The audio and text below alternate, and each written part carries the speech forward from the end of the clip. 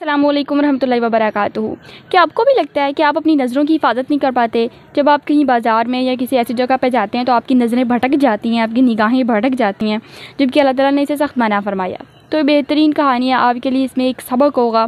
एक मरतबा एक शख्स यही मसला लेके एक आलिम दीन के पास जाता है और उनसे दरियाफ़्त करता है कि मुझसे बाज़ार में अपनी नज़रों की हिफाजत नहीं की जाती।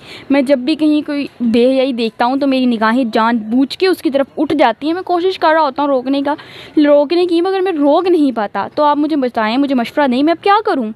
तो कहता है कि मेरी दिली ख्वाहिश है कि मैं इस चीज़ से बचूँ। अब वो बुज़ुर्ग वो कहता है कि सबसे पहले तुम्हें मेरा एक काम करना पड़ेगा। कहता है जी हुक्म करें, क्या काम है?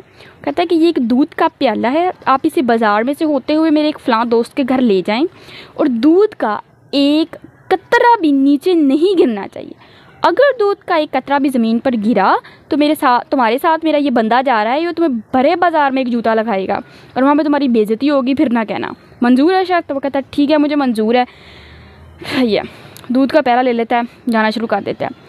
अब वो दूध के प्याले को देखते हुए आराम आराम से अपनी ही सिमत में जा रहा होता है। कहीं भी इधर उधर उसकी नज़रें नहीं जा रही होती, वो किसी की तरफ देख नहीं रहा होता। उसकी नज़र सिर्फ अपने दूध के प्याले पे होती, कहीं ये गिर ना जाए। और ऐसे करते करते वो पहुंच जाता है और एक कतरा भी नहीं गिरता।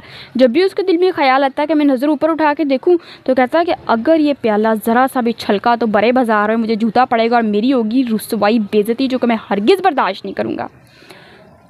ठीक है, उसके बाद अब जब वो वापस आता है तो वो बड़ी खुशी खुशी बुज़ुर्ग को बताता है कि देखो देखो, मैं दूध का प्याला जो है वो सही सलामत पहुँचाया हूँ, मुझे एक भी जूता नहीं पड़ा। अब बताएं मेरे मसले का क्या हल है?